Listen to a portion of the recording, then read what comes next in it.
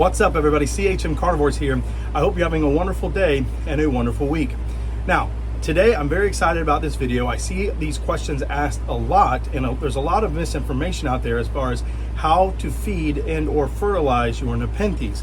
Before we get into that though, if you do me a favor, if you're already a subscriber, thank you so much for the support. If you're not a subscriber, if you would please consider doing so and then sharing the video.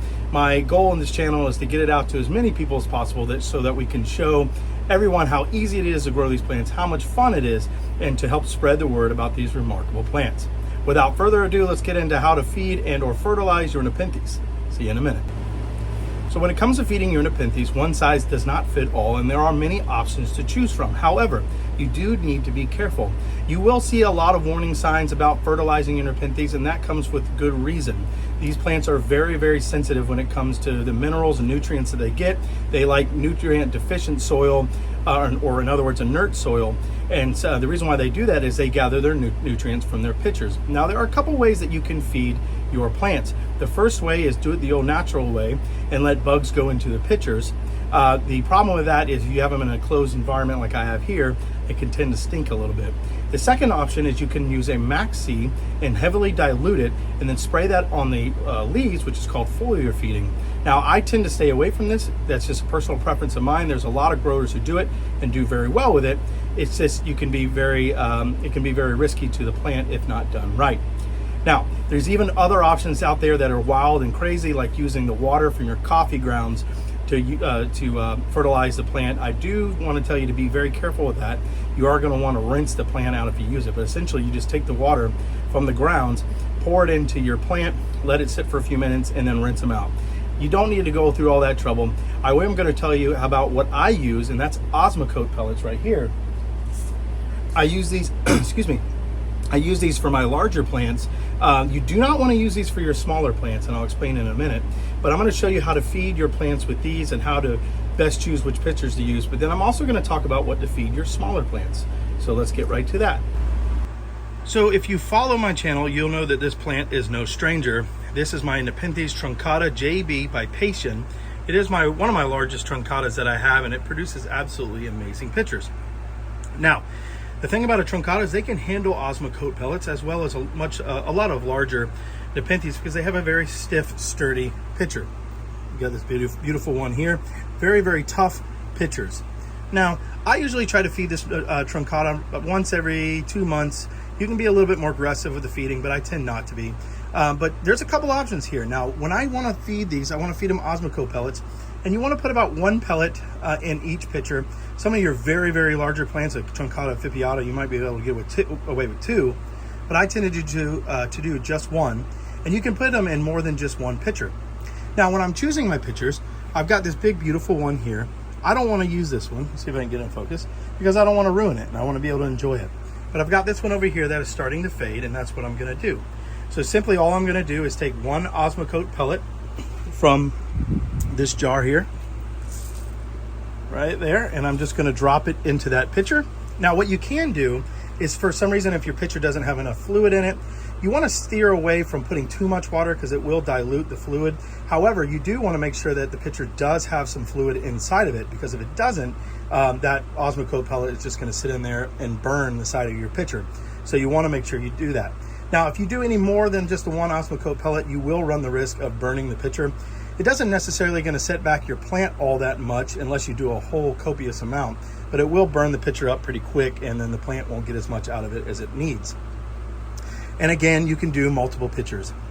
So let's talk about some other options before we move into the smaller pitcher plants about what you can do to fertilize your plants if you don't want to go the sort of synthetic fertilizer route and you want to do something more natural.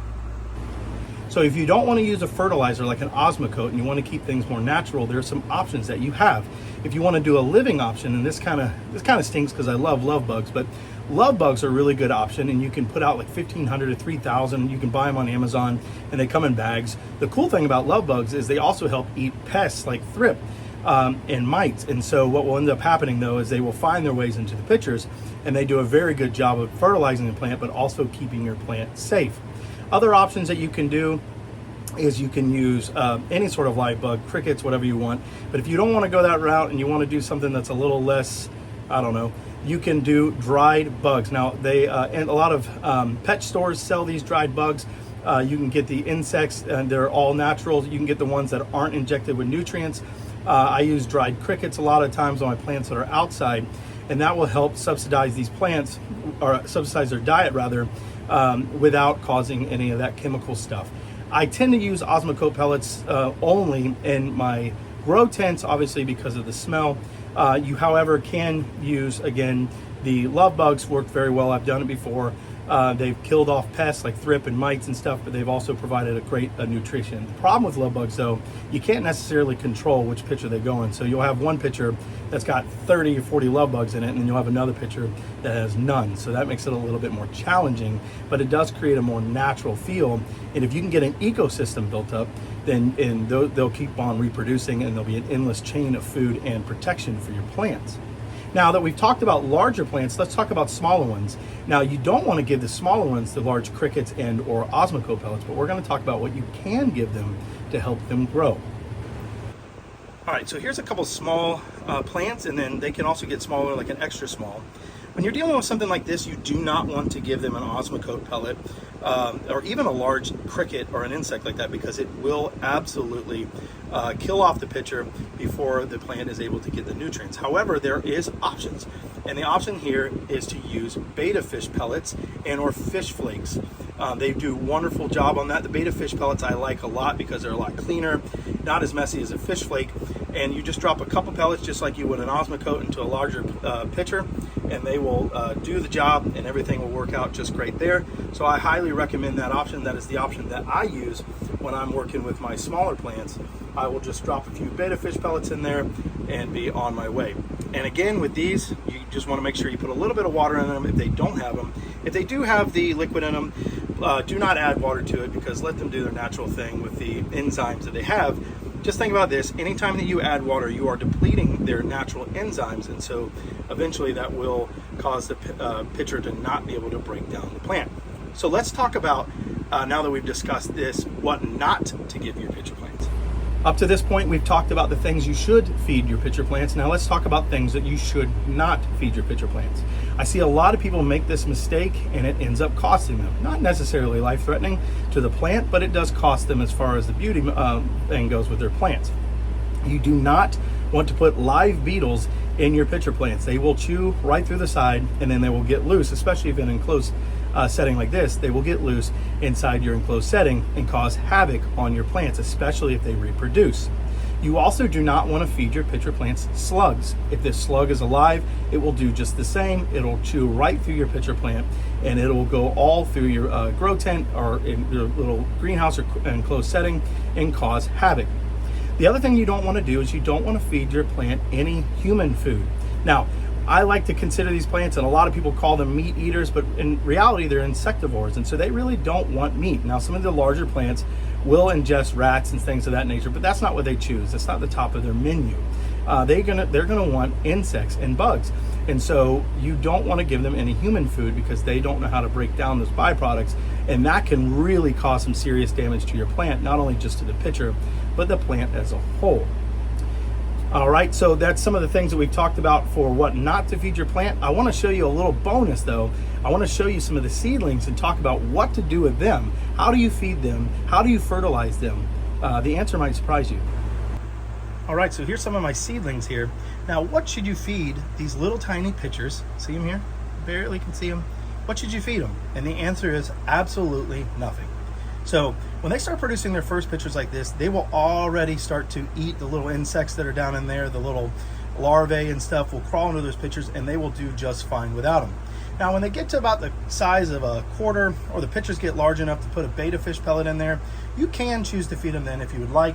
It is not necessary by any stretch of the imagination, but you can start to feed them at that point. But until then, sit back and relax and just let them do their thing, and they will do just fine for you. All right, everybody, I hope you've enjoyed this shorter video, but I hope it's been packed full of information that you can use. There's a lot of confusion on what to and what to not feed your pitcher plants and when to feed them and when not to feed them. I like to do about every 2 months to feed them. You can get a little bit more aggressive than that, but you don't have to. Here's an extra bonus. If you have an ampullaria, not only will they eat insects, but they'll also eat leaves and stuff like that, other plant matter. So that's pretty cool. I hope you've enjoyed this video. I hope you've gotten a lot out of it.